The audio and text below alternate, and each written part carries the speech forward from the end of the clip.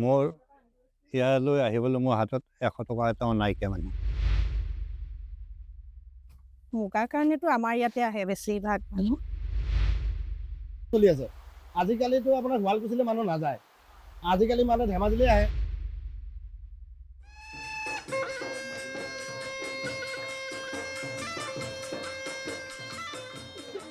বহাগ অহাৰ সময়ত নতুন বছৰক আদৰিবলৈ সকলোৱে ন কাপোৰ ল'বলৈ বিচাৰে। অসমীয়া থলুৱা সংস্কৃতিৰ এটা গুৰুত্বপূৰ্ণ উপাদান হৈছে মুগা আৰু মুগাৰ পৰা তৈয়াৰী বিভিন্ন কাপোৰ। উৎসৱৰ সময়ত গ্ৰাহকৰ বিভিন্ন চাহিদা পূৰণ কৰাৰ লগতে থলুৱা অৰ্থনীতিত বহুতৰে জীৱন জীৱিকালৈ অৰিহণা যোগোৱা এক স্থানীয় বস্ত্ৰ উদ্যোগ এখনত আমি উপস্থিত আছোঁ। এতিয়া মই ৰৈ আছোঁ ধেমাজি মাছখোৱাৰ মহন্ত চিল্ক হাউচৰ সন্মুখত। আহকচোন আমি সোমাই যাওঁ দোকানখনলৈ। কি এটা ঐতিহ্য আছে, কি ঐতিহ্য ধৰি ৰাখিছে যোৱা 50টা বছৰে, আমি অকণ তাৰ উমান লওঁ। আহকচোন।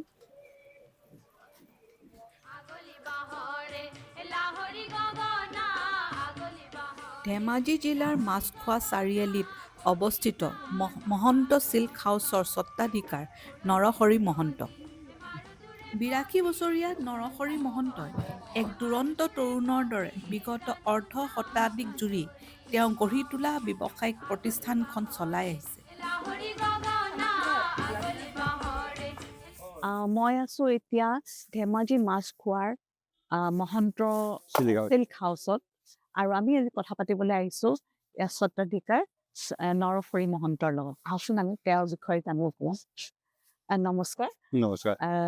আপোনাৰ বহুত নাম শুনি পেলাই আপোনাৰ ওচৰলৈ আহিছোঁ মই মানে আপোনাৰ বিষয়ে জানিবলৈ। প্ৰথমতে আপোনাৰ এই যিখন সাম্ৰাজ্য গঢ়ি তুলিলে আমাৰ সংস্কৃতিৰ লগত জড়িত হোৱা যি মুগাৰ আপুনি যিখন সাম্ৰাজ্য গঢ়ি তুলিছে ধেমাজিত, ইয়াৰ মানে নাম আমি অসমৰ চুকে কোণে শুনিবলৈ পাওঁ।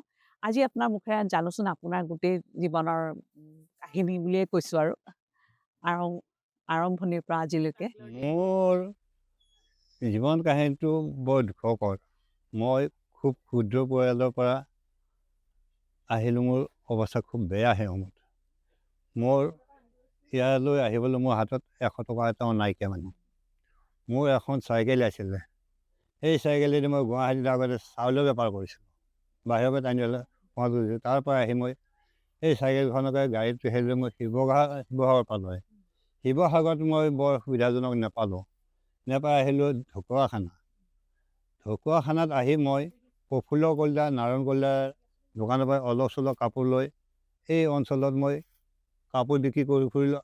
লগতে মই মুগা কিনিবলৈ ল'লোঁ। এই মুগা কিনি মই এনেকৈ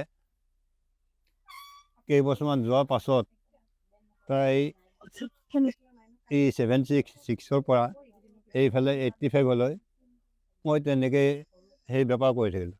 তাৰপাছত মন গ'ল যে মোৰ এটা সপোন আছিলে যে মই কেনেকৈ আছাম চিল্ক দোকান এখন দিব পাৰিবা, ভাল উদ্যোগ এটা খুলিব। সেইটো মোৰ ডাঙৰ সপোন। মই দিনে ৰাতি আগৰ পৰা সেইবিলাক সপোন দেখোঁ। অন্য চিন্তা নাই, মই সেইটোৱে দেখোঁ। কিন্তু মই তাৰপাছত যেতিয়া মই অলপ উন্নতিলৈ আহিলোঁ, তেতিয়া ভাবিলোঁ যে নহয়, মই শুৱালকুছিৰ যিটো কাম মুগা ইণ্ডাষ্ট্ৰী এটা মই ইয়াত পাতি লওঁ। ক্ষুদ্ৰ হিচাপত আহিলোঁ। মই আহি পেলাই মই 85ত মই তাঁতশালৰ কাৰবাৰ ইয়াত লগালোঁ। তাঁতশালৰ কাৰবাৰ লগাই পেলাই অকল মুগাৰ কাম কৰোঁ মই। তেতিয়া মই যিমান 4খন শাল পাতিলোঁ, সেই 4খন শালৰ কাপোৰ আকৌ মই ইয়াত মোৰ বিক্ৰী নহয় সিমান কাপোৰ। তেতিয়া মই লখিমপুৰ, শিৱসাগৰ, কেতিয়াবা যোৰহাট, কেতিয়াবা ডিব্ৰুগড় এনেকৈ দি থোৱা হয়। তেতিয়া মই প্লেইন কাপোৰ বনাওঁ, ডিজাইনৰ কাপোৰ মই নকৰোঁ। এনেকৈ কৰি তাৰপৰা মই অলপমান যেতিয়া উন্নতি দেখি আহিলোঁ, তেতিয়া মোৰ দোকানলৈ এটা মন মেলিলোঁ। সেই দোকান মই এতিয়া কেনেকৈ পাতোঁ। মোৰ এনেকৈ বেপাৰ কৰি থাকোঁতে মোৰ প্ৰায় হাতত 3 লাখ 4 লাখমান টকা গোট খালে। যেতিয়া খালে তেতিয়া মই নহয়, মই এই যে দোকান খুলিব লাগিছে। এই 2002 চনত মই অকণমান ৰুম এটা লৈ ইয়াতে দোকান দিলে। সেই সময়ত ইয়াতে মাছ খোৱাত মানুহে আছাম চিল্ক দোকান দিবলৈ ভয় কৰে। হয় না, ডাঙৰ দোকান ইয়াত নাই, ইয়াতে বিহাৰী মাৰৰ কেইটামান আহিছিলে আৰু অকণ ঘুমটি দোকান দুখন অসমীয়া মানুহৰ আহিছিলে। মই যেতিয়া ইয়াত দোকান আৰম্ভ কৰিলোঁ তেতিয়া মোক অসমীয়া মানুহ হিচাপে মোক সকলোৱে সাবুতি লোৱাৰ নিচিনা ল'লে। লৈ মোৰ লগত চিনাকি হৈ ইয়াতে দোকান দিয়াত মোৰ সেই মানুহখিনি মোৰ ওচৰলৈ আগবাঢ়ি আহিলে। প্ৰথমতে মোৰ মুগা কাপোৰ বিক্ৰী নহয়, তেতিয়া মই মুগাৰ লগত আকৌ সূতা লৈ আহিলোঁ। যেতিয়া সূতা আনিলোঁ, সূতাৰ পৰা দুইটা বস্তু পায়, এটা বস্তু বিক্ৰী নহ'লে এটা বস্তু বিক্ৰী হ'ব। এনেকৈ মই ক্ৰমান্বয়ে উন্নতি পথলৈ আহি আছোঁ। ইয়াৰ প্ৰডাকশ্যনৰ বিষয়ে অলপ কওকচোন। এতিয়া বৰ্তমান যিটো চিনেৰিঅ' ধেমাজিৰ, ইয়াৰ প্ৰডাকশ্যনটো বৰ্তমান মই যেতিয়া ইয়াতে দোকান আৰম্ভ কৰোঁ, আৰম্ভ কৰাৰ পৰা এই অঞ্চলৰ ৰাইজৰ লগত মই অতি জড়িত। এই ইণ্ডাষ্ট্ৰী তাঁতশালৰ বিষয় ইয়াতে মোৰ এটা হেৰি আছে যে বোৱা কটা এৱাৰ্ড এটা মোক ইয়াৰ ৰাইজে দিয়া আছে। বয়ন শিল্পৰ হেৰি এৱাৰ্ড মোক ৰাইজে দিছে। ইয়াতে মই দোকান খুলি পেলাই ইয়াৰ পৰা মই সূতাটো আনো, আনি বিক্ৰী কৰোঁ। বিক্ৰী কৰি মই আৰু সেই কাপোৰটো মই ইয়াতে কিনি লওঁ। এতিয়াও কিনি আছোঁ, আগৰ পৰা মই দোকান আৰম্ভ পৰা। ইতিমধ্যে ধেমাজি চহৰত দ্বিতীয়টো বিপণী মুকলি কৰা মহন্ত চিল্ক হাউচত নৰহৰি মহন্তৰ পুত্ৰ বোৱাৰী আদি সকলোৱে এক পৰিয়ালৰ ব্যৱসায় হিচাপে এই প্ৰতিষ্ঠান চোৱা চিতা কৰি আহিছে।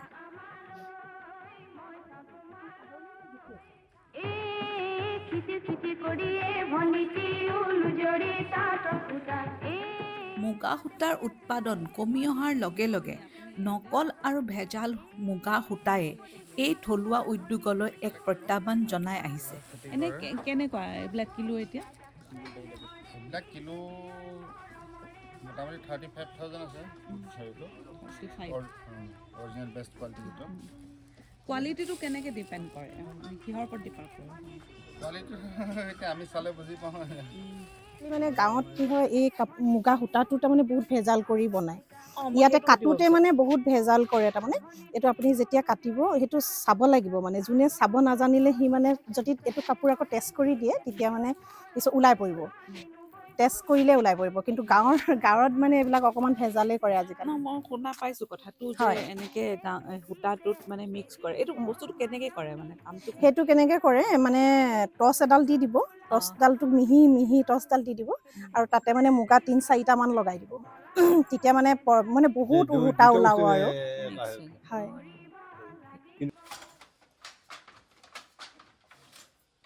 উল্লেখনীয়ভাৱে ধেমাজিৰ এই প্ৰখ্যাত মুগা উদ্যোগত বহুতো এতিয়া বহিঃৰাজ্যৰ শিপিনী কাম কৰি থকা দেখা পোৱা গৈছে।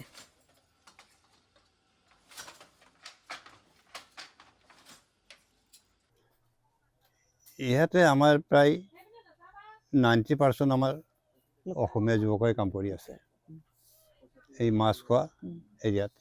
পশ্চিমবংগৰ তুফানগঞ্জৰ বিক্ৰম দাসে মহন্ত চিল্ক হাউচৰ উদ্যোগত বিগত 3 বছৰ ধৰি শিপিনী হিচাপে কাম কৰি আহিছে। ইয়াত মানে আহি ইণ্ডাষ্ট্ৰী কামটো তুমি ইয়াত আগৰ যিটো মানে ষ্টাইল সেইটোৱে শিকি লৈছা, কাম শিকি লৈছা নে তুমি আগতে জানা? মই এইটো আগতে জানো। কেনেকৈ জানা আগতে? মই ঘৰতে হাল আছিলে, ঘৰতে মই শিকিছোঁ। তাৰপিছতে ইয়াতে আহিছোঁ। ইয়াতে আহি কিমান দিন হ'ল অহা? মোৰ 3 বছৰমান হ'ল। 3 বছৰ ন? এই ডিজাইনবোৰ কোনে কৰি দিয়ে, যিবোৰ মানে দি আছা? এইটো ডিজাইন আমাৰ মেনেজাৰ আছে, মেনেজাৰ দিব মোক, ফটো দিব কাপোৰৰ, তাৰপিছত কাট দিব, মই এইটো বনাই দিম। আচ্ছা।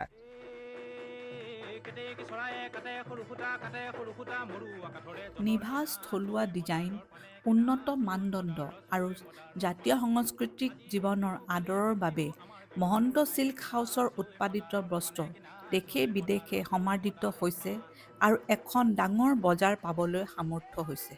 মুগাৰটো মানে বৰ্তমান পূৰা ভাল, পূৰা প্ৰডাকশ্যনটো কমিছে, কিন্তু মানে মুগা বজাৰটো বহুত ভাল। আৰু প্ৰডাকশ্যন বুলি ক'লে আমি পূৰা মুগা প্ৰডাকশ্যন পূৰা ইণ্টাৰেষ্টেড, পূৰা দি থাকোঁ, বনাই থাকোঁ এইটো মুগাটো। আৰু বহুত বাহিৰত গৈছে এইটো মুগাৰ কাৰণেতো আমাৰ ইয়াতে আহে বেছিভাগ মানুহ, গোটেই অসমৰ পৰা অল আছামতো যায়ে, বাহিৰতো লয়। আৰু ইয়াৰ যিটো বাহিৰত মানে ছেটবিলাক আমাৰ অসমৰ মানুহবিলাকে লয়, আৰু ভাৰতৰ ভিতৰৰবিলাকো লয়, বিদেশত থাকিলেও তেওঁলোকে পিন্ধিবলৈ ইচ্ছা কৰে আজিকালি আমাৰ কাপোৰবিলাক। আৰু এইটো অনলাইন অনলাইন পঠায়। আৰু আমাৰ দোকানত বিশেষকৈ হ'লচেল হৈ থাকে, হ'লচেলৰ কাৰণে বিশেষকৈ আমাৰ দোকানত হেৰি হয়।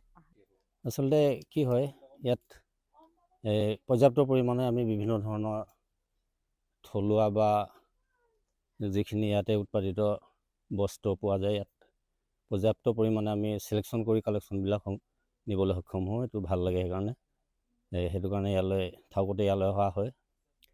আজি আমি নিবলৈ আহিছোঁ বিভিন্ন ধৰণৰ টচ মুগাৰ গামোচা, চাদৰ মেখেলা আৰু কটনৰ যোৰা, কটনৰ গামোচা, যিটো আমাৰ পকোৱা সূতা গামোচা, এইবোৰ এতিয়া বহাগ সমাগত, গতিকে ৰাইজৰ মাজুলীবাসীক দিবৰ কাৰণে আমি চেষ্টা কৰোঁ।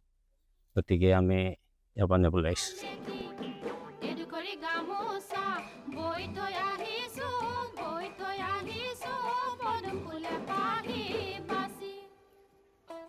বহাগৰ বিহুটিৰ বাবে গামোচা প্ৰস্তুত কৰি বিক্ৰীৰ বাবে সাজু কৰা আন এখন থলুৱা ঔদ্যোগিক বিপণীলৈ আমি গ'লোঁ। মাছখোৱা চাৰিআলিৰে চিচি কলঘৰ পথত অৱস্থিত বাবু ক্লথ ষ্টৰত আমি প্ৰৱেশ কৰিলোঁ, য'ত যুৱ উদ্যমী শৰৎ শইকীয়াৰ সৈতে আমি কথা পাতিলোঁ। শৰতে আমাক ওচৰৰে এখন তেওঁৰ বস্ত্ৰ উদ্যোগ কেন্দ্ৰলৈ লৈ গ'ল। আমাৰ এতিয়া বৰ্তমান ইয়াতে আপোনাৰ 10খন শাল চলি আছে। এনেই শালটো আমাৰ আছে আৰু আছে বেলেগত আপোনাৰ। এনেই আমি গাঁৱৰ মানে গাঁৱত কামখিনি কৰাই পিনে আমি মানে কানেকশ্যন কৰি আমি হ'লচেল কৰোঁ। এনেকৈ আপোনাৰ এতিয়া আপোনাৰ এইটো হৈ গ'ল আমাৰ এনেকৈ সূতা উঠাওঁ আমি, এইটো সূতা মেচিন মানে ইয়াত ববিন লোৱা মেচিন। মানে ইয়াতে আমি সূতাবিলাক লওঁ, সূতাবিলাক লৈ পিনি আপোনাৰ ইয়াৰ পৰা আকৌ উঠাই পিনি দিওঁ, তেখেতলোকে হেৰি কৰে আপোনাৰ মুগা পাতি পিনি আপোনাৰ কামখিনি কৰে, মানে ববৰ কাৰণে। আৰু এইখিনি আপোনাৰ এনেকৈ সূতা লোৱা হৈছে, এইখিনি এনেকৈ ববিন কৰা হৈছে। ববিন কৰি এই ববিনখিনি আমি ইয়াত আপোনাৰ দামত দিওঁ। এই যে দেখিছে নহয়, ইয়াত তাঁত বোৱা হয়। মানে আমাৰ তাত যে আমি এনেই আমাৰ জেনেৰেলি হেৰি কৰোঁ, মানে এনেকৈ টানি কৰা হয়, কিন্তু এই দামটোতে কৰা হয়। ইয়াত আপোনাৰ এইটো ধৰি লওক, আপোনাৰ এইটো ছিষ্টেমতে ইয়াত লগাই পিনি এইটো ঘূৰোৱা হয়। এইটো আপোনাৰ এতিয়া মানে এইটোত সুবিধা হয়, মানে ইয়াতে আপুনি যদি ভাবে যে 100খন গামোচা লগাব, 100খন লগাব পাৰি। এনে জেনেৰেলি টানি পিনি বনালে মানে আপোনাৰ কম নোৱাৰি নহয়, ইমান 15খন 20খন লগাবলগীয়া হয়। ইয়াতে আপোনাৰ 100খন লগাব পৰা হ'ব। এইটো আপোনাৰ 5 বছৰমান হৈছে আমাৰ। আগতে আমাৰ এনেই ঘৰুৱাভাৱে আছিলে, এতিয়া আমি প্ৰফেচনেলি আপোনাৰ 5 বছৰমান হৈ যাব পাৰে। হয়। এতিয়া আমাৰ লগত কমচে কম 50জন মানুহ জড়িত হৈ আছে। চলি আছে হয়। আপুনি ইয়াৰ ভৱিষ্যতৰ বিষয়ে ভৱিষ্যতৰ বিষয়ে মানে কি, আপোনাৰ ইয়াতে আমাৰ ধেমাজি ডিষ্ট্ৰিক্টত খুব ধুনীয়া কাম চলি আছে। আজিকালিতো আপোনাৰ শুৱালকুছিলৈ মানুহ নাযায়, আজিকালি মানুহ ধেমাজিলৈ আহে। আৰু ধেমাজি ডিষ্ট্ৰিক্টৰ কাপোৰ বুলি ক'লে টচ মুগাৰ মানে একদম বিখ্যাত আৰু এতিয়া।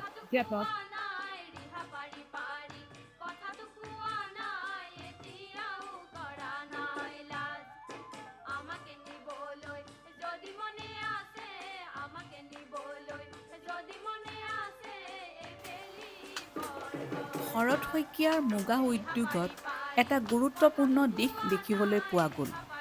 সেইটো হৈছে ওলোটা প্ৰব্ৰজন বা ৰিভাৰ্ছ মাইগ্ৰেশ্যন। অসমৰ পৰা বহিৰাজ্যলৈ কাম কৰিবলৈ যোৱা বহু যুৱক ধেমাজিৰ এই মুগা উদ্যোগৰ বাবে পুনৰ ঘূৰি আহিছে। মই বঙাইগাঁৱৰ ল'ৰা, ইয়াতে তাৰমানে আহিছোঁ তাৰমানে কাম কৰাৰ কাৰণে, এই তাঁতশালৰ কাৰণে। আগতে আমি কলিকতাত শিকি আহিছোঁ, শাৰী বৈছোঁ। কলিকতাৰ পৰা তাৰমানে শালবিলাক তাৰমানে বন্ধ হৈছে, তাৰমানে পালন চলিছে, তাৰমানে শাৰীৰ মজুৰিটো কমিছে, তাৰমানে যিটো ইনকামটো সেইটো নহয়, সেইকাৰণে তাৰমানে ইয়াতে আহিছোঁ। মই বঙাইগাঁও ডিষ্ট্ৰিক্টৰ পৰা আমাৰ পুগুচাই গাঁও ধেমাজি কাম কৰিবলৈ আহিছোঁ। আগতে আমি নদিয়া ডিষ্ট্ৰিক্ট ধাত্ৰীয়ামত কাম কৰিছোঁ। তাতে পালনৰ কাৰণে তাতৰ আমাৰ শালবিলাক হলনবিলাক বন্ধ হৈ গ'ল। এতিয়া আমি ভাবিলোঁ আমাৰ ইমান দূৰ যাব লাগে, আমাৰ ধেমাজি কামটো চালু হৈ গৈছে, ওচৰতে হয় তেতিয়া আমি ধেমাজি আহিলোঁ। ধেমাজি অহা হৈ গ'ল আমাৰ 6-7 বছৰ হৈ গ'ল। আমাৰ যিটো ঘৰত কাম কৰিছে আমাৰ মালিকটোৰ লগত মই 5 বছৰ ধৰি কাম কৰি আছোঁ। কাম কৰি তাতে আজি আহিছোঁ, তাতে এতিয়া পালন হৈ যোৱাৰ পিছত তাত যে হেল্লোনৰ কামটো মজুৰিটো কমাই দিল, হাজিৰাটো পৰা সেইটো কমি গ'ল। তাৰপৰা ইফালত যে শুনা পাই আছোঁ যে ইফালত কাম হৈ চলি আছে, হাল হৈছে। আমি শুৱালকুছি কাম কৰোঁ, শুৱালকুছিৰ পৰা ধেমাজিলৈ আহিলোঁ, ইয়াতে কাম কৰি মই ভালেই চলি আছোঁ। কি আমাৰ ইয়াতে ধেমাজি ডিষ্ট্ৰিক্টত এতিয়া যিটো এই যে এটা মানে স্থানীয় কাম, এই কামটোত আপোনাৰ বহুত ল'ৰা ছোৱালী নিয়োজিত হৈছে আৰু বাহিৰলৈ যাবলৈ আমাৰ ইয়াতে মানে অলপ কমিছে, এতিয়া বাহিৰলৈ যোৱাটো কমিছে লাহে লাহে। তাৰমানে এই যে হেণ্ডলুমৰ কামটো আহি গ'ল ন, আৰু আপোনাৰ ইয়াৰে আমাৰ প্ৰডাকশ্যনখিনি আমাৰ খুব ধুনীয়া এখন মানে ধৰি লওক অসমত মানে ধুনীয়া এখন বজাৰ হৈছে। এই বজাৰখনৰ কাৰণে আমাৰ ল'ৰা ছোৱালীখিনি ইয়াত মানে উপকৃত হৈছে, সেইকাৰণে মানে বাহিৰলৈ যোৱাটো অলপ কমিছে। বাহিৰলৈ নগ'লেও ধেমাজি আপোনাৰ অসমত কাম কৰিবলগীয়া বহুত কাম আছে। আগত ময়ো বাহিৰত গৈছোঁ আগত, কিন্তু মই এতিয়া অসমলৈ ঘূৰি আহি পিনি অসমত যিখিনি মানে কালচাৰৰ মানে আপোনাৰ যিখিনি আমাৰ থলুৱা কাপোৰ, সেইখিনিৰ ওপৰত মানে ইণ্টাৰেষ্ট বেছি কাৰণে ইয়াত মানে কামখিনি আৰম্ভ কৰি খুব ধুনীয়া এটা মানে উপকৃত হৈছোঁ। আৰু স্থানীয় ল'ৰা ছোৱালীবিলাকো মানে ইয়াক লৈ মানে খুব ধুনীয়া এটা কাম কৰি আছে। সেইকাৰণে আমি মানে ধেমাজি ডিষ্ট্ৰিক্টত মানে এই কামখিনি হোৱাৰ কাৰণে আমি গৌৰৱান্বিত।